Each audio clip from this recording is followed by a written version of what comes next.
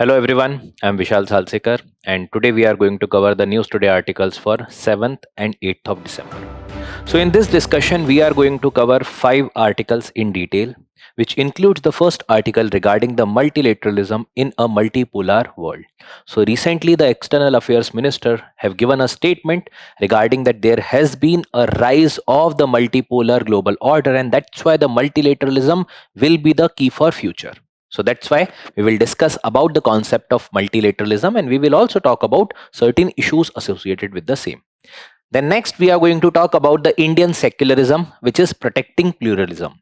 So we are going to see about what are the distinct feature of the Indian secularism per se, and also we are going to compare it with the Western model of secularism. UPSC had multiple time asked the questions regarding the comparison of the Indian secularism vis-a-vis the Western model of secularism.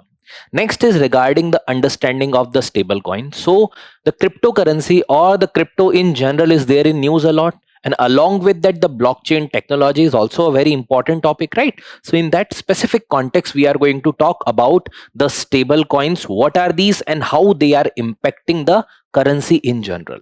The next is we are going to talk about the private members bill to amend the 10th schedule of the Indian Constitution. So the 10th schedule of the Indian Constitution pertaining to the anti-defection law. So there are certain changes that are being proposed by a private member bill.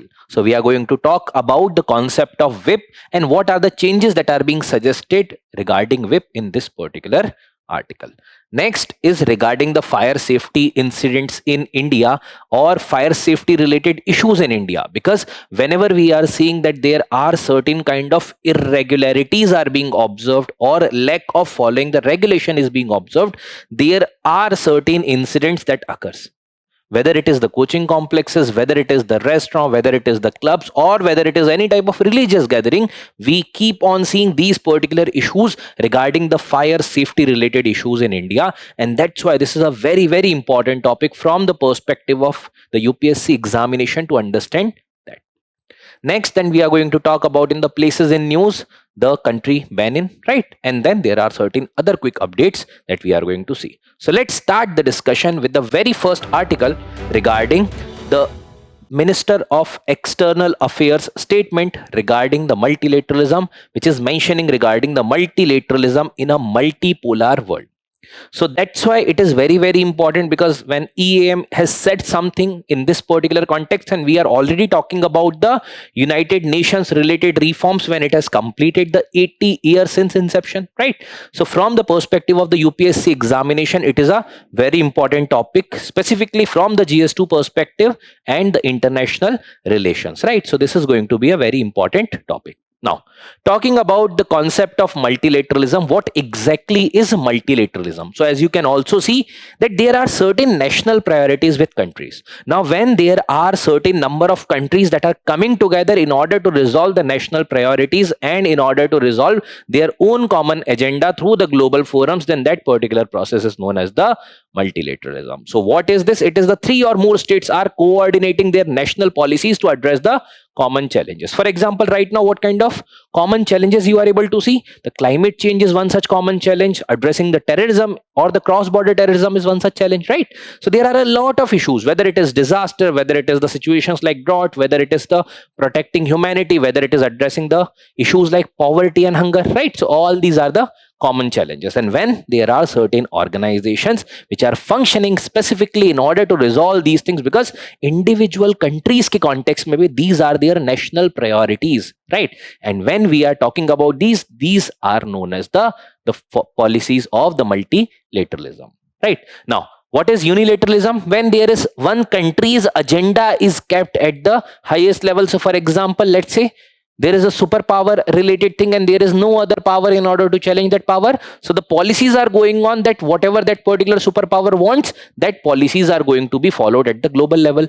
When we talk about the two countries in order to address the issues, for example, let's say maybe India and France with respect to the International Solar Alliance, they came together, they understood the importance of that particular situation of the energy crisis, and they proposed the International Solar Alliance. And that's how that bilateralism later on was recognized by multiple multiple countries, and it became an effort of multilateralism, right? So bilateralism में cooperation between two countries. Now talking about the certain institutions that you are already aware of, we have discussed it multiple times, whether United Nations for the general governance, whether it is World Bank and the IMF for the economic governance, whether it is the health governance related institutions like the World Health Organization, for the trade it is the World Trade Organization, right? Now talking about and having discussed about multilateralism, what are the significances of the multilateralism? So the first significance is it creates the global standard. So many such areas are there where there are national priorities are getting converged. So on those particular situation, whether it is telecommunication, whether it is aviation, whether it is the AI governance, because all the countries are going to get impacted if there will be any issues with respect to that.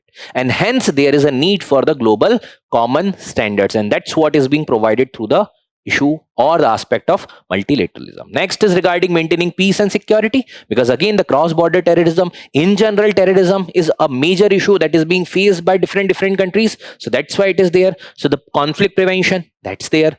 If the conflict arises and if there are any such situation jahan par ceasefire hota hai, so the peacekeeping is also important. There is the United Nations peacekeeping forces, the arms control, because if you are going to fuel that particular war, that war is going to get intensify and that will lead to the destruction across the world, right?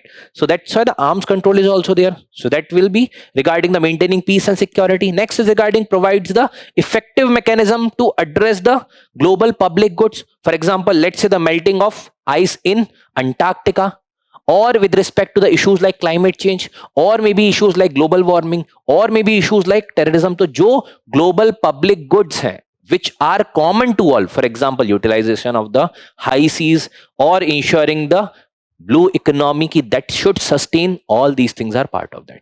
Lastly, underpins the successful globalization and the poverty reduction, because these are the common priorities, right? When we have seen the fruits of the globalization, we have seen the cooperation between countries, and now when countries are retreating from that particular globalization, it is going to create a difficulty for all the countries.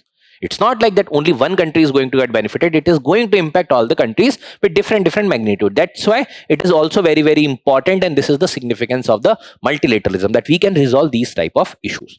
Now, having discussed about the significance of the multilateralism, why multilateralism is right now in the crisis, that then there must be certain type of vested interest between different countries, and that's why the core philosophy or the fundamentals of the multilateralism are getting shaken. So what are these? First is regarding the great power rivalry. What is this? On one side there is United States, on the other side it is Russia-Ukraine crisis. There is intervention from the side of United States, right? United States is trying to put a deal between the Russia and Ukraine. In doing that particular thing, there are many a times resolutions also. Those resolutions are being countered, and then there is another power which is China. So it is like the great power rivalry that is already going on, and that is causing the issues with respect to the cooperation between countries on the common agenda, and that's what is the issue in the context of the multilateralism. Next is the institutions remain outdated. For example, when you talk about UNSC, it has not been reformed. When you talk about IMF, very few changes are being done, and all these things are skewed towards the Western countries. That means those countries which are the countries of global south, they still are in the demand for certain reforms, and that's why they are putting up the initiatives like UNGA at the rate 80 or the United Nations at the rate 80 in order to provide the holistic reforms in the United Nations. Next is talking about the unilateralism and the protectionism by USA. So the policies like America first, then the H-1B visa related policies, then there are immigration related policies, right? All these things, and along with that, there are certain restrictions on the other countries' people, the tariff policy and all these are ensuring the unilateralism. Because what is unilateralism? Ensuring the America's own interest by America is their unilateralism related policies. So that's why it is a harm to the multilateralism, and that's why it need to be prevented. Lastly is the alternative block. So there are already, when countries are seeing that the multilateralism is not giving much dividend, so that's why they are now cooperating with different alternative groups. For example, there is BRICS, the global south countries. There is Shanghai Cooperation Organization or SCO. In the context of the regional organizations, there are many other organizations. For example, BIMSTEC, for example, IORA, the region specific organizations. So all these are very important, and that shows that to some extent the multilateralism is in crisis, and that's why there is a need to ensure the alternative governance model. Now, what can be the way ahead in this particular regard? See, multilateralism is important. It has to be there, but then there should be certain changes. For example, network multilateralism. That means United Nations will be there, but then there are certain alternative agencies that are going to cooperate with the United Nations until or unless there are reforms in the United Nations structure itself. So there will be cooperation with the regional bodies. Next is the multi-stakeholder approach. So it's not only at the state level, there should be the civil society, there are the non-state actors also, obviously not in that manner जहां पर terrorist actor को involve करे, but there are many other non-state actors including the MNCs, NGOs, right? Apart from that, private sector, transnational network, all these has to be incorporated. Next is the new Bretton Woods movement. Because after World War II, when the Bretton Woods conference had taken place, it had reformed based upon the priorities of that point of time, which was the economic reconstruction, right? Right now, what type of reconstruction we need? We are having the issues with respect to climate change. We are having issues with respect to terrorism. We are having issues with respect to artificial intelligence. So all these has to be addressed. That's why the new Bretton Woods is being talked about. Lastly, the post-colonial rebalancing is needed. There are many such countries which are still in the need for their rightful share in the global governance. That has to be there. There should be true multipolarity, which is in the need for ensuring the deeper multilateralism. Jahan par it should not only be like there is a representation of country, but there should be actual incorporation of that country in the decision making. For example, mutual respect, cultural diversity. This has to be promoted in order to ensure the comprehensive global standard, right? And UPSC keeps on emphasizing whether it is about the retreat of the globalization or retreat of the multilateralism. All these themes are repeatedly being asked by UPSC. So check 2025 ka paper. There are also certain derived question based upon this, and you will get the now answers to some extent from this type of article.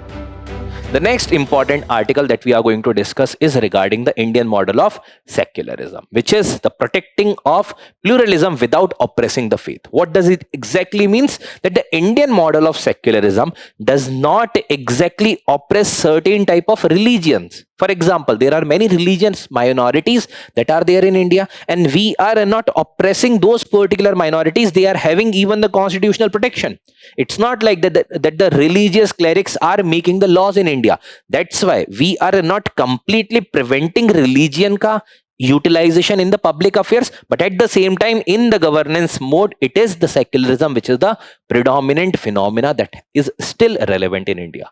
So from the perspective of the UPSC General Studies paper 1, in the society section, there are salient feature of Indian society, then the communalism, secularism, and the regionalism, right? So these are important. Apart from that, GS paper 2, jahan par governance and the constitution related aspects are there, and there are constitutional features, amendment, significant provision. There also you can see the aspect of the secularism, and also the comparison of the Indian constitution vis-a-vis the global constitutions. That is also a very important topic, and that has been asked repeatedly by the UPSC, right? Now, talking about what is exactly the Indian model of secularism. So see, general terms, if you talk about secularism, means the separation of the state from the religion. But the Indian mode of secularism has to be altered to some extent in order to incorporate the diversities that we are having in this particular country. And that's why it was needed that the strict separation can cause certain issues between the state and the people, because the religion is intertwined in the people in India. And that's why even if the religion remains separated from the state, it's not taking part in the day-to-day functioning, but at the same time, religious sensitivities are taken into consideration while formulating the laws. So, protecting the individual freedom and ensuring the equal citizenship without any specific favor to any of the one faith. That means it is the equal opportunities available to each and every one. That means we are ensuring that if you are following any specific religion, even at public place, you can do so, remaining in the constitutional framework. Along with that, the state will not going to alter something for any specific religion. Means they will not put you in disadvantage if you are belonging to any specific one religion. So that's what they are preventing, the religious identity also, at the same time not interfering directly in the religion. But yes, there are certain checks also that have been mentioned. If any religious practice is hampering the fundamental rights, then obviously the state can intervene to the needed extent. Now, what are the features of Indian secularism? The first is the equal respect for all the religion. That means it's not like that only one religion is having supremacy. So it's all religion which are being respected. You may profess, you may propagate, you may practice any of the religion, and you will be considered as equal. There is no such the secondary citizenship, right? Next is the principal distance, which is ensuring that state will not be completely indifferent and not be completely intertwined with the religion, but there will be a principal distance. जब तक ensure किया जा सके that there should not be any need for intervention, the state is going to do so. But when there will be a need in order to regulate certain things, the state can also do that particular thing. This is the Indian model of the principal distance. Next is regarding the freedom of religion. So the constitution under article 25 to 28 provides the freedom of religion. 25 specifically talks about the freedom to practice, propagate, and other aspects with respect to religion, right? Apart from that, the separation of the clergy from the politics. So even if the people may practice their religion, even in the public domains, there can be certain religious festivities they can ensure and they can follow. But at the same time, it's not like that the religious clergy is being included per se in the governance. So it's not like, unlike the countries like, let's say, Pakistan or Iran, there is no specific inclusion of the religious clergy. आपको religion के basis पे you are being part of the law-making body. Lastly is the reformist approach. Whenever government finds that there are certain religious practices that are hindering achieving of certain dignified set of life or maybe impacting the fundamental rights, there the state can also intervene. So the state has adopted the reformist approach. For example, let's say sati. For example, let's say many other type of cruelty against the individuals like the Bali Pratha, right? So all these things are part of this. Now, talking about the differences between the Indian and the Western model, this is a very, very important topic to be understood, and this can give you very good amount of marks whenever there is a question that is asked regarding this. So what is the basic difference between the Indian and the Western model of secularism? So the first, based upon the nature of separation. So the Indian model of secularism is based upon the principal distance model, means neither too much indifferent nor too much intertwined. On the other hand, the Western secularism is ensuring the clear-cut separation between the religion and the state. Means state is not going to interfere in the religion. Religion is also not going to be part of the state. So that is a difference. We are not completely indifferent. We may regulate, but if there is a need arises so. Next is regarding the approach. So where our approach is regarding the Sarva Dharma Sambhava, means we will be ensuring equal protection to all the religion. We will be treating all the religion at the same pedestal, but at the same time, if there is a need to regulate certain things and even certain secular affairs within the religion, that the state can do. Now, talking about the Western model, it is again based upon the strict separation. That's why there is no such interference that is there. Talking about the public role of the religion, so the religion can exist and expressed in the public spaces. This is the beauty of the Indian model of secularism. But on the other hand, in the Western world, generally it is confined to the private sphere. That in the private sphere, whatever you want to do, you can do, follow and propagate, or let's say practice any specific religion in whatever manner you want to, but in the public spaces you are not allowed to practice the religion and the associated aspects. Talking about the state intervention, now as I have talked to you about already, that we are ensuring the principal distance model. So whenever there is a need arises, the state may regulate also. So the state may regulate or reform certain religious practices that are violating the rights. For example, if there is any specific religion or practice that is performing untouchability, the state can intervene to do so, or to prevent that particular situation. Apart from that, again, certain human rights violation. So those things the state can intervene. So generally in the Western world, the state intervention is avoided, right, in the religious domain. Now talking about the objective, the Indian model of the secularism is making sure the equality, ensuring the diversity, because in the religion, within the same religion also, there are certain majority of one sect than the other sect, then there may be certain distribution. So that's why, since it is not the monotheism in the specific majority religion, and that's why it is not ensured that सिर्फ यही sect या सिर्फ यही धर्म को promote किया जाएगा. Apart from that, ensuring the social harmony, because considering the diversity of India. Now talking about the Western model, in terms of the objective, it is to prevent the religious influence in the politics, and along with that preserving the individual liberty. So they are ensuring the strict separation or the tight separation of power. Now talking about that, which particular country we are talking in the context of the this Indian model of secularism. Yes, India is the one such prominent example. When we talk about the Western model, again, her country का अपना थोड़ा different model है. Each country has their own separate set of secularism, but generally these particular values that we have talked about is more suitable for the France.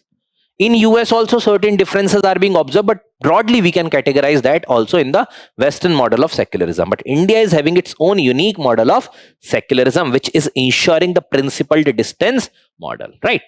Now these are certain questions. Now see, almost every 2 years UPSC had asked the question with respect to the secularism. The question was, are tolerance, assimilation, pluralism are the key element of making of India form of the secularism? Justify your answer.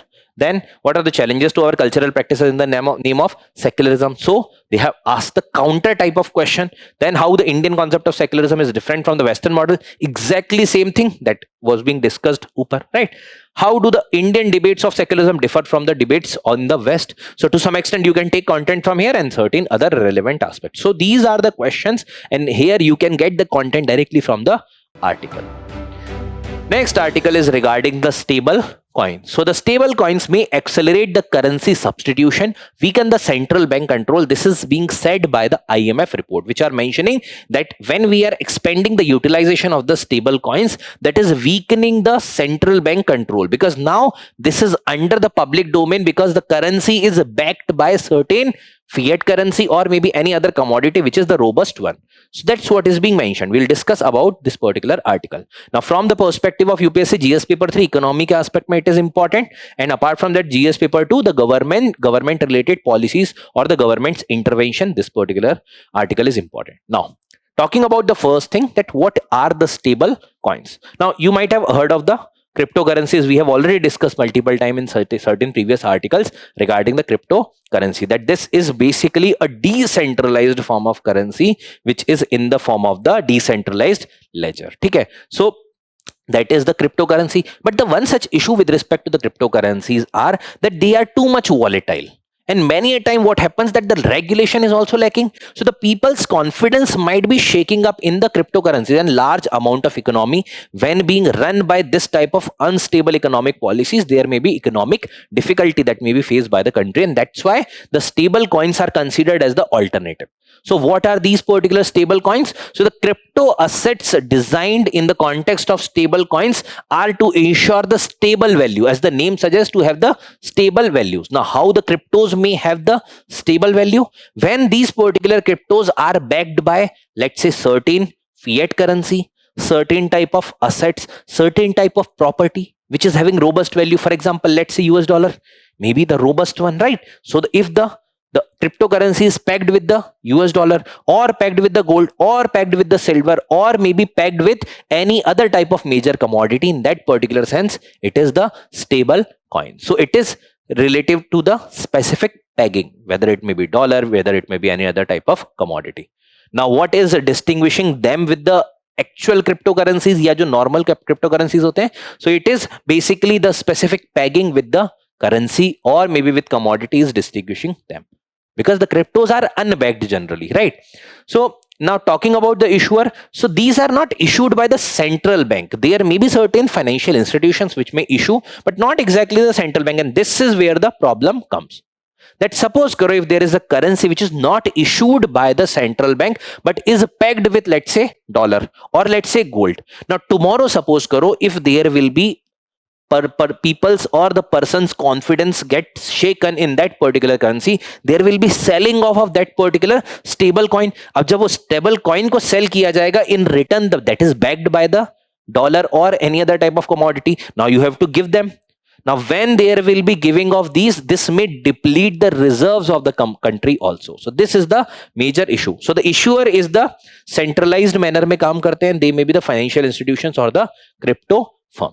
Now talking about the application, since we have already talked about certain things, that what are the importance of this particular stable coins in order to ensure the stability in the crypto related transactions. So it is bridging the crypto trading, because to some extent crypto trading is volatile, and that's why in order to bridge that particular issue of the volatility, there are stable coins that are being provided which are having comparatively stable values. Talking about how it is going to benefit, because if there is certain currencies jahan par stability is being ensured, that can be utilized as the currency at the global level also.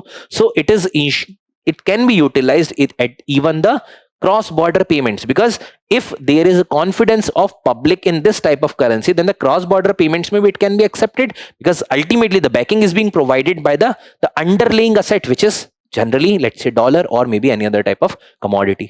Now what you are doing over here, for example, for dollars, let's say for $1 you are giving, let's say, 20 stable coin. I'm just giving you one random example. That means you have tokenized that particular asset, in this case dollar. Maybe let's say for gold, for 1 gram of gold you are giving 1 stable coin. So in that particular case, what is this? You are tokenizing the asset. That means now that particular token, which is available in the form of stable coin, that is having the underlying asset, which may be dollar, which may be gold. Potential for being the efficiencies to the payment. So basically this can bring the efficiency to the payment related system. So generally these are certain applications that you can talk about. Now obviously there are certain risks associated. One such thing I have already talked about, that there may be run risk. What is run risk? So if multiple people simultaneously want to draw their money back, it might lead to the fire sales, and in that particular case there will be assets that are basically being backed this particular currency. Those particular assets can also be on the fire sale, and that might cause the issue with respect to that. And see here, the importance is that this particular currency is not being regulated. The stable coins are not being regulated by the central bank, but the dollars or maybe any other type of currency might be that is backed or that is insured or regulated by the central banks. So in that particular case, their currency's value might also get affected due to the run risk. Next is regarding the currency substitution. So instead of dollar, now you want to prefer this, because this might be again having the backing of dollar. So that's why the people would want to insure this, and this will ensure the currency substitution. So it will undermine the value of actual currency. So for example, if many people will try to utilize the stable coins backed by the dollar, so in that case obviously the utilization is going to get suffer, and this is another issue. So currency sovereignty is also going to get impacted. Effectiveness might also weaken, and also it might ensure the domestic monetary policy may be impact, right? Next is the banking disintermediation. Now what bank generally do? Bank acts as a intermediary. You deposit the money in the bank accumulate that particular money and gives the loan to the people. Now in that particular case, how that loan is being given? Because you have deposited, bank is going to give you some interest, and at the higher interest, that is giving money or providing the money in the form of loan. For that, bank needs money. Now suppose if the people are going to purchase more and more stable coin, so bank ke paas now the money is not coming, hai na? So banks as the intermediary are not getting, because people are purchasing the stable coins, and in that particular case, now bank can't provide money in the form of loan. So bank ko money to chahiye in order to provide the loans. So bank will take, let's say, from any other financial institutions. When they are going to take money from the other financial institutions, wahan par they will also take it as a loan. So they will be already having to pay a large amount of interest also, and that's why that interest will be provided, or that interest will be further percolated to the people who are taking loan from bank. That people are also going to get the loan at the costly rate. So that is also impact the bank's role as the intermediary. Finally, it is regarding the financial integrity, because there is a pseudonymity in this particular context, because at the end of the day, it is the cryptocurrency guy type, right? Though it is backed by a certain type of commodity or maybe the fiat currency, but still it is anonymous to some extent, and that's why it may promote further type of transaction, which may be the hawala or any other type of transaction. So the black money wala issue is still persisting. Now what can we do? So there has already been certain solutions that are being provided. For example, promoting the central bank digital currency. This is nothing but the digital form of the actual currency, and this is being backed by the central government. Not only the currency, but the central government. It is being regulated by the central government. So this ensures the regulated framework. This ensures the proper availability of the consumer protection also. Tomorrow, if there is any default, the government or the central bank is going to give you money back. In this particular case, it's not the scenario. Next is the developing the macro financial safeguard. So see, if you are going to do too much intervention, then the economy might be at a lot of manipulation wala stage, and that's what if being done by majority of the countries, then the entire financial ecosystem of the world is going to get suffer, and that's why there is a need to ensure to some extent stability, and that's why there is a need for the macro financial safeguard. कि there should not be like run risk type of situation, so there should not be mass flight of money. Apart from that, the volatile capital flow should not be there should not be much currency substitution, so there can be some extent of pegging that can be done, or maybe there should be some limit that can be ensured in order to prevent the mass flow of the money. Payments fragmentation can also be utilized. Next is the strengthening international cooperation and harmonizing the regulatory implementation across the globe, because when you are going to utilize the currencies like the cryptos, whether it is in the form of stable coin, you will need the international cooperation, because it is going to be transacted between the national in between the national boundaries. So that's why there is a need for better regulation on this. Now, talking about the cryptos or the emergence of the new technologies, how emerging technologies and the globalization contribute to money laundering, because new ways of money laundering are getting emerged, right? Elaborate measures to tackle the problem of money laundering both at the national and international level. So it is also part of the crypto, so technology wala part, and also the internal security, because the money laundering and other is getting involved. Further, what is cryptocurrency? How does it affect the global society? Has it been affecting the Indian society also? So that's also a question based upon the cryptos. Next is regarding the private members bill to amend the 10th schedule introduced in Lok Sabha. So now, from the perspective of UPSC GS paper 2, direct linkage, Indian constitution, the parliament structure functioning, the legislative process, separation of power, these are the important articles that are in the use with respect to this particular article that we are going to discuss. Now, what happened recently, that there is a member of parliament who had introduced a private member bill in order to amend the 10th schedule of the Indian constitution, which is about the anti-defection law. So right now, what happens with respect to the parliament or the state legislative assembly, that each political party provides a concept of whip. So there is a person that is appointed as the whip, and that issues the direction to the party MLAs and MPs in order to vote in a certain manner. Now, if the party member is not going to vote in a certain manner, this will be considered as a ground to ensure the proceedings against that particular MP or MLA as per the anti-defection law. So in that particular context, this bill will allow parliamentarian to take an independent view on voting with respect to the bills or any other motion, generally right now that are being prevented by whip. So the promoting good lawmaking and freeing MP from the whip driven tyranny is the objective of this bill. Now see, when this particular whip was introduced, or basically this type of voting has been introduced, or maybe the anti-defection has been introduced, there must also be certain context to that. Aisa to nahi hai ki outrightly this has to be rejected, right? So there has to be certain things which you should also be aware of when you are going to criticize any of the things, including the anti-defection law. So why there was a need to enforce whip, or why there was a need for the laws like the anti-defection law at the first place? So the first is to prevent the unprincipled defection. What was happening previously before 1985, or kai baar aaj bhi hota hai, that member of parliament or the member of legislative assembly, what they were doing, that they were getting lured by, let's say, money, lured by certain portfolios, lured by certain ministries, and what they were doing, that they were getting elected as on the ticket of one particular party. And what they were doing, ki once after the election, they got to know that their political party is not going to form the government, or is not in a position to form the government, so they defect from the party and they join another political party, and then they retain their membership also, and then they become the minister also. So this was the type of politics which was also known as the Ayaram Gayaram politics, and that's what was the major issue, and that was basically ensuring the political horse trading, because जिसके पास कुछ member of parliament या member of legislative assemblies कम पड़ रहे हैं, they were trading the MPs and MLA in return of money that was being ensured, right? And that's why, in order to prevent the unprincipled defection, this was being ensured, this enforcing of whip and the anti-defection law.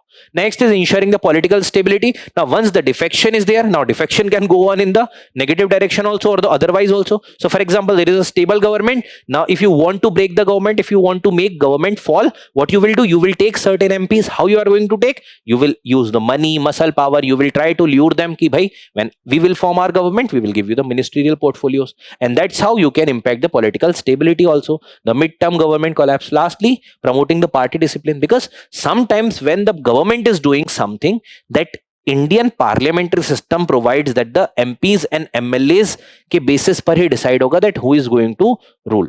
basically who is going to form the government. But in that particular case, if there is no party discipline, there will be utter chaos and the anarchical situation in the political system, and that's why there was a need for ensuring to some extent the parliamentary discipline also, and in order to ensure that this was being done.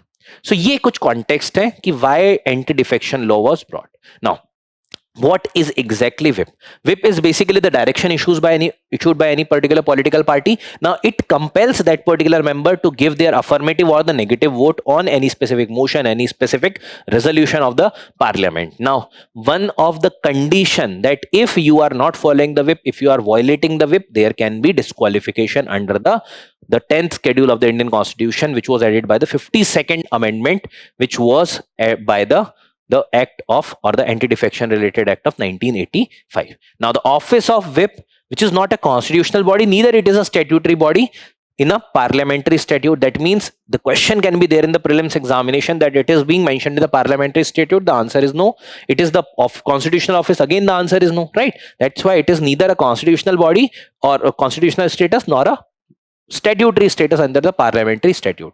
Next is again 170th Law Commission report talked about that whip को utilize करना चाहिए only on those things which are impacting the government stability. For example, let's say there is a voting going on the anti-defection law. Yes, you should utilize the whip because that is impacting the stability of government. But suppose if there is a bill, now on that particular bill, if you are forcing all the MPs or MLAs to vote in a certain manner, obviously that is going to impact their own conscience. Ki bhai, if they want to ensure certain reforms in that, if they want to go against that particular bill, whether they are belonging to the same party doesn't matter, but these type of things should be allowed in order to ensure the good governance, right?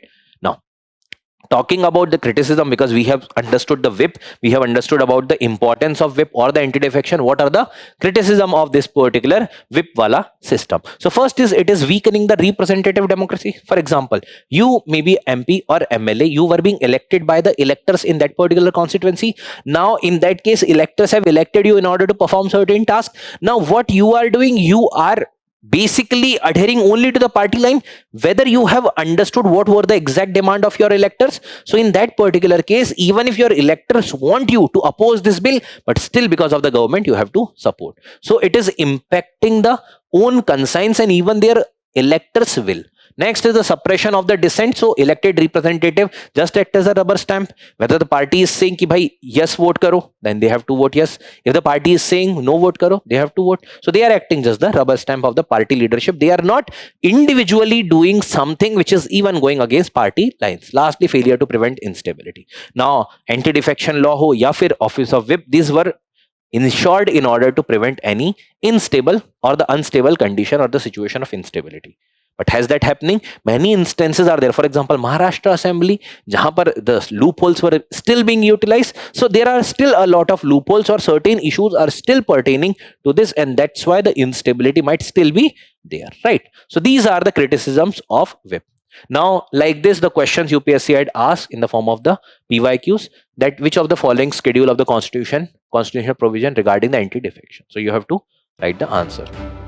Last is regarding the President have given the condolence to the loss of life in the North Goa's nightclub fire. Now see, it's not important that the president has given the condolence, but the important is that why there are a lot of incidents, whether it is the fire incidents, water clogging, the urban congestion, the problems like traffic, the problems like pollution are happening.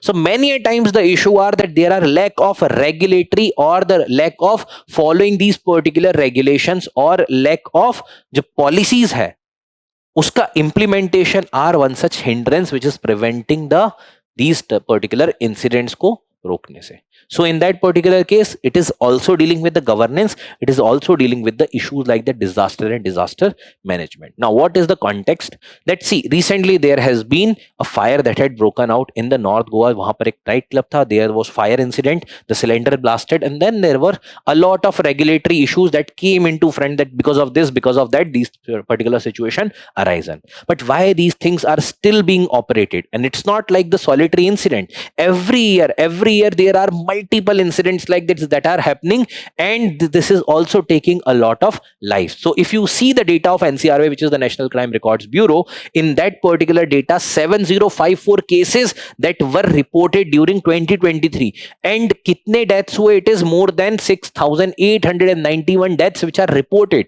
Unreported deaths bhi hote hain. So basically this is the data that you can utilize in order to write about the answers in the disaster management with respect to the specifically in the context of the fire related hazard. Now in that also, majority of the incidents are being reported in the residential complex. Why? Because generally the residential complex are being diverted in order to ensure the commercial spaces. So many a time you might have seen that there is एक दो घर नीचे बने हुए, and then there are certain institutes are getting operated. So these are the major issues, that in the residential buildings they are the commercial complexes that are being operated, and this is the major hazard. Now what are the reasons for the fire in India? So there are diversity of the reasons. Yes, there are certain natural reasons also. For example, maybe during certain months of the year there may be extreme heat, and in this particular extreme heat that combines with certain type of vulnerability may cause the fire incidents. For example, Brahmapuram waste plant जो था वहां पर 2023 में there were fire erupted. But apart from that, many of them are the man-made. For example, the design and density. So many a time the design is not ensured properly. Even the material that is being utilized in the design, that particular material itself is the inflammable material. For example, the thatched roof or maybe any other type of material that is being utilized with not taking proper consideration that if there will be fire that is going to break up. So in that case, what is going to be the solution? Next is the inadequate compliances. So many a time it happens, and we have also seen nearby only that there are a lot of coaching centers that are also being operated in the unregulated spaces. We have seen the incidents, for example, in the Mukherjee Nagar. So these are the issues that are still under unregulated spaces that are being operated, and that is causing the major issue. Many of them might not be having even the license of the, let's say, fire permit or maybe any other type of license in order to work in the commercial spaces, right? So they are not following the proper regulation. Then the limited resources. So we have also seen that there are limited resources. Whenever there will be any incident that happens, you will need the resources in the form of the human resources, you will need the monetary resources, you will need the technological resources, and there is a shortage. In 2019 it has been reported that more than 5,191 fire station and 5 lakh से ज़्यादा personals का requirement है, and this is not being fulfilled. Lastly, there are lack of awareness that what may be the SOPs. The people might not be aware that much about what should do. Like in this particular incident also, many of the people rushed towards the kitchen, which was the main source, and that's why many of the people got burnt also, right? And the database, centralized database, the vulnerability tracker, right? All these things are still missing from the Indian scenario, and that's why these incidents are taking the major havoc, right? Now when we talk about the existing fire regulations, so there are certain fire safety related regulations which are already being done, but the implementation is one such issue, and in that obviously the corruption is one such issue jahan par कुछ ले देके काम चल जाता है, and that's why there is this particular issues that are going on. So when we talk about the constitutional provisions, constitution under the 12th schedule of the Indian Constitution talks about that the urban governance has to incorporate these things also, and under the article 243 the state is being provided the power in order to regulate those particular things. Then the National Building Code, which is mandatory for the states as per the BIS standard, Bureau of Indian Standards के हिसाब से guidelines for the fire safety, there has to be the adequate equipments, there should be the proper fire exit, should be there, fire drills and the mock drills should be conducted at the regular interval, right? The model building bylaws, right? Again, those are talking about the similar things with respect to the under the ambit of the Ministry of Housing and the Urban Affairs, and in that particular sense, Ministry of the Housing and Urban Affairs again talked about that there should be proper standards, there should be proper regulation, there should be proper spaces, there should be separate entry, separate exit in those particular buildings, right? Not utilization of the private and the residential buildings for the commercial purposes. Then the scheme for the expansion and the modernization of the fire services in the states under the Ministry of Home Affairs. So again, expansion and the modernization of fire services, because equipments also are need to be modernized in order to tackle the major issues. Now again, what should be the way ahead in this particular regard? First is the technological integration. Till the point of time you are not going to utilize the technology which is there in order to aid you in these type of situation, you will not be able to deal with this situation properly. That's why artificial intelligence based risk assessment that if the temperature goes beyond this, if these situations are being met, then we can predict through a modeling of the artificial intelligence based system ki bhai which areas are more vulnerable. Mobile application regarding this can also be ensured. Optimization of the fire station placement. So it should not be that they are concentrated in one patch only. There should be equitable resources that should be deployed at different places. Along with that, those people should also be very well trained in order to deal with these situations. Again, urban congestion is one such issue which prevents the accessibility of these vehicles to the last mile, right? And that's why those also should be taken into consideration in securing funding. There are a lot of equipment that has to be modernized, so in that case there is a need for the fire related tax that can be introduced in order to ensure the funding for the updating equipments infrastructure, right? Then there is ensuring compliance, which is very important, very basic, but still this particular negligence that is being there in order to ensure the compliance. So the proper scrutiny before sanctioning, there should be proper NOCs, accountability mechanism, that if the civil servants found involved in that, there should be the proper accountability that should be ensured. But generally what happens that after the incidents, these particular situations occur. Before that, if they are occurring, the incident might not have taken place. Lastly, the best practices. There are many such countries who are doing good. Now see, again, there are, ऐसा नहीं है कि वहां incident नहीं होता. For example China, one of the country which is ensuring the best practices, but there were also the issues like recently we had seen the fire incidents, but then those particular incidents के basis पे then there is strict regulation that is being ensured. That also has to be there in India in order to prevent in future no such incidents like this should occur. Now next is the places in news, and in the places in news there is the place which is Benin. The capital city is the Porto Novo. Now you can see the region of Benin. It is touching the Atlantic Ocean. यहाँ पे Gulf of Guinea है, right? Now the countries which are touching Benin is, there is Togo here. Now Ghana is not touching. There is Togo. There is Burkina Faso. There is Niger, and then there is Nigeria. So the context is that recently there was a failed attempt of coup in the Benin. Now see, UPSC in 23 and 24 they had asked the prelims question regarding the coup attempt in the Sahel region or the Africa wala region, Central African region. So that's why this is again important, because based upon these only UPSC asked the question. So there was a coup attempt. Land boundaries mein Niger, Nigeria, Togo and Burkina Faso. Then the maritime boundary, which are the maritime boundaries? So Atlantic Ocean ko touch karta hai from the southern part, right? So there is the coastline of the Bight of Benin, right, which is the part of the Gulf of Guinea, Atlantic Ocean. So which particular ocean it touches? It's not a landlocked country, it is touching the Atlantic Ocean. The sandy coastal transition area to the La Terre de Bere plateau. So it is a iron rich plateau which is found in the Togo and Benin के region में पाया जाता है, and this particular plateau is iron rich. Then talking about the mountains, Atakora mountains are there, which is a branch of the Togo mountains. Now talking about the highest point, which is the Mount Sogbaro, and then there is a river also. So rivers mein Niger is there, then Ome is there. So see, again, I would say that very minor details are not important, but just an observation with respect to this can help you in order to solve the question, right? Now, having discussed about the places in news, let's discuss the quick updates.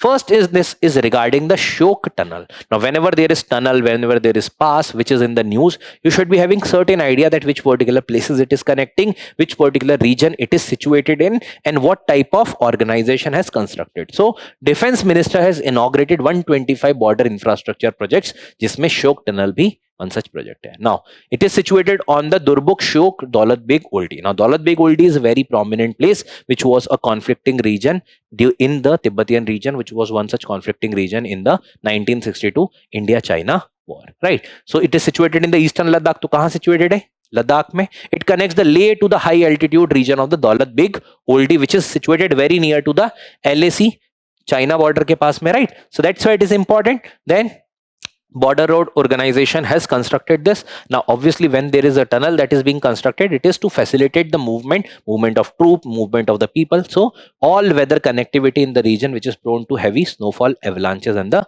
extreme temperature. So all weather connectivity provide करने के लिए Shyok tunnel has been constructed.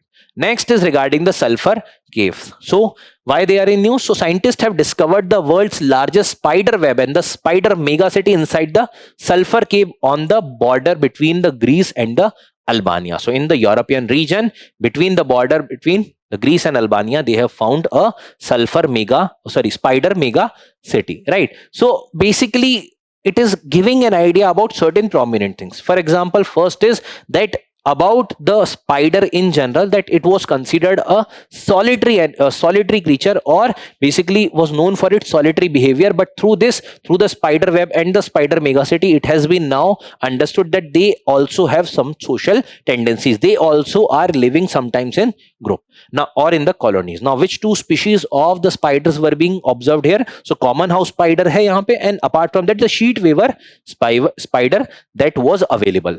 I would say ठीक है थोड़ा, to some extent it is important. Now, what are the sulfur caves? So basically, sulfur caves are when in the water there is the amount of sulfur that is available, and that particular things is causing the erosion of the rocks, and because of that there is the cave like formation that is there, and that causes that when comes in the contact with the rock, that creates a void in the rock. So like you are seeing the limestone cave, similarly you are here seeing the sulfuric acids create hone ki wajah se sulfur caves. Now these are the caves jahan par generally the lights are not penetrating, so that's why they are being powered by the sulfur related things only. So that is powered by the sulfur springs, which is ensuring the process of chemosynthesis, jahan par lack of light ya lack of sunlight ki availability may be, they are doing the other processes including the food production, right? So this is regarding the sulfur caves.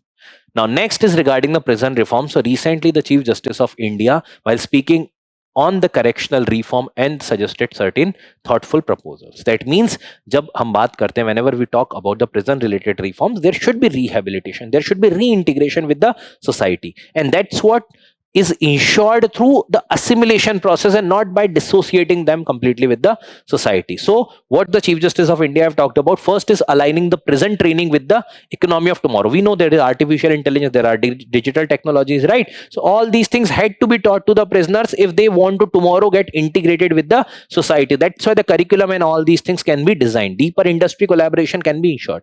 Next is regarding introducing the UK style electronic monitoring of convicts. So rather than utilizing those lathis and all in order to discipline them, you can utilize those particular tags. जो एक tag है that can be like wore maybe in the hands, maybe in the legs, right? So that particular tag will ensure their movement. So you can keep them in order, ensuring not the hard power utilization. Next is expanding and creating more open prisons in India, because if you are ensuring that those people in the way they were behaving, that should not continue. There should be a need for the open prisons, and for those particular open prisons you will need to inculcate that particular behavior, and that's how you can create a good society also. Last is establishing a data driven rehabilitation tracking center.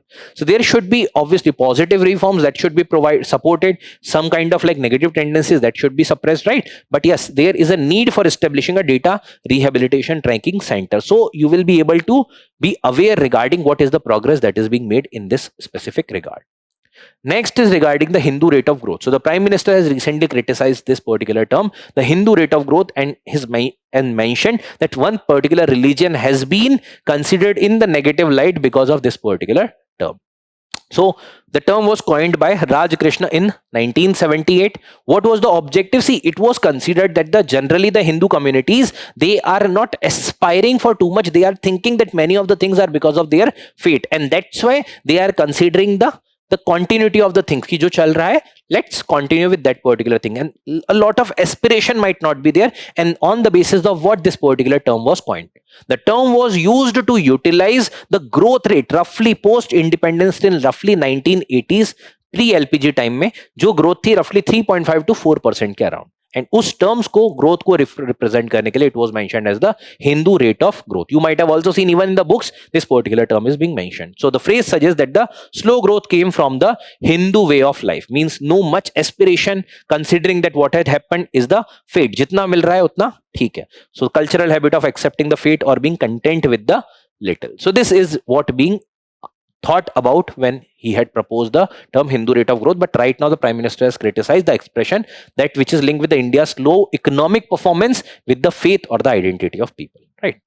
Next is regarding the International Atomic Energy Agency. So this is basically the nuclear watchdog of the world. It is associated with the United Nations. So 1957 में as an autonomous international organization form किया था under the United Nations in order to prevent the proliferation of the nuclear material, in order to observe that the countries are following the global standards, right? So recently IAEA has confirmed that because of the issues going on between the Russia and Ukraine, there were certain attacks or certain impact on the Chernobyl में जो the nuclear shield जो लगाई गई थी, that has also got impacted, and because of that radiation leak might also happen, right? So headquarter कहाँ है? In the Vienna, 1957, as an institution autonomous under the aegis of United Nations. Members 180 including India.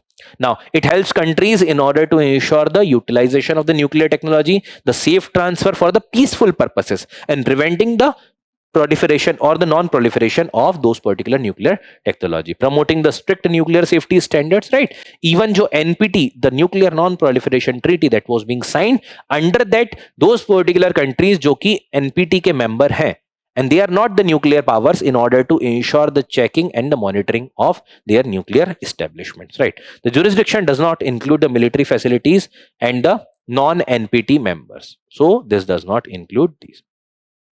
Next is regarding the UNSC resolution. So resolution 2803, which has recently been adopted, which endorses the US-backed comprehensive plan to end the Gaza conflict. Recently, we had seen that the US, along with certain other countries, have proposed the plan, and that was also accepted as the Gaza peace plan, right? Jahan par there was ensuring of like ki now the Hamas as a terrorist organization will shed its weapon. Apart from that, there will be rebuilding, reconstruction of that particular Gaza strip. Wahan par Israel भी also will utilize its own influence to some extent only, and will not invade the territory further. Peaceful resolution hoga if there is any conflict in the future that arises. So what this particular comprehensive plan included, establishing a board of peace. So this is a transitional body which will ensure till the point of time the Palestinian Authority is not going to undertake the reform in order to solve the things peacefully. Tab tak ye board of peace is going to ensure the reforms and undertake the reforms and the reconstruction. Then also calls about the resumption of the aid that is previously being suspended, but at the same time the safeguards are also being ensured that this aid should not go for the terror activities. Then there is the international stabilization forces. So for example, there are peacekeeping forces like this, the international stabilization forces that are being deployed, which authorizes the temporary force to secure the Gaza and assist the demilitarization of that region, which will also work in cooperation with Israel, Egypt, and Palestinian police, right? So this is about the UNSC resolution 2803.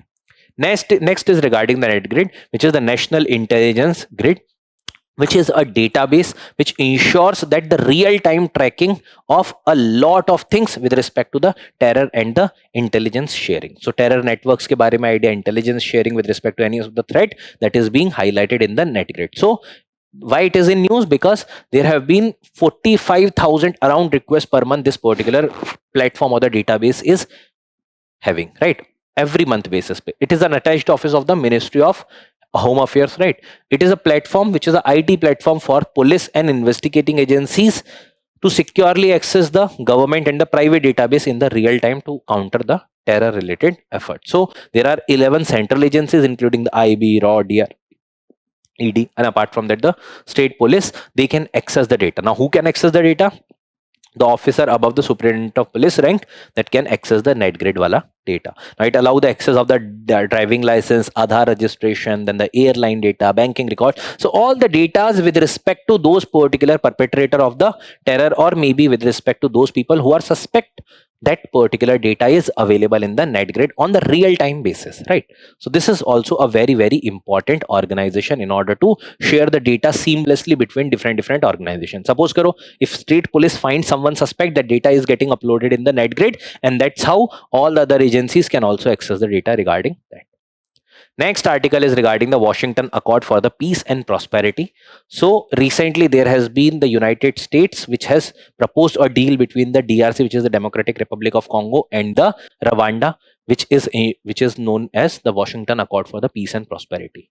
Now there was already a conflict going on between these two regions because the Rwanda had backed the M23 rebel and जो कि attack launch कर रहे थे in the territories of DRC, and that was causing the fuel or the tension between these two countries. And now there have been a type of deal that has been signed, which is the Washington Accord for the Peace and Prosperity, mediated by US. Now what is the purpose? To restore the trust between these two countries and ensuring the lasting peace in these particular region. Why? Because the central Africa के जो ये regions है, they are the mineral rich region. For example, specifically in the mineral rich eastern DRC, such as the Katanga Manga Plateau, Kivu and Ituri region.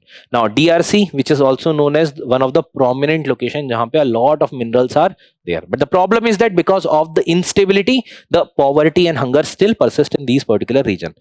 The minerals available include copper, then the cobalt, tin, tungsten, tantalum, gold, diamond. So despite having all these materials, still this particular region is in chaos, right? Lastly, it is the largest cobalt producer of the world. 70% of the global supply is being ensured from here, right? So this is regarding the Washington Accord for Peace and Prosperity. Now with this, we have completed the entire News Today discussion for the 7th and the 8th of December, right? I hope the things that we have discussed is clear to you.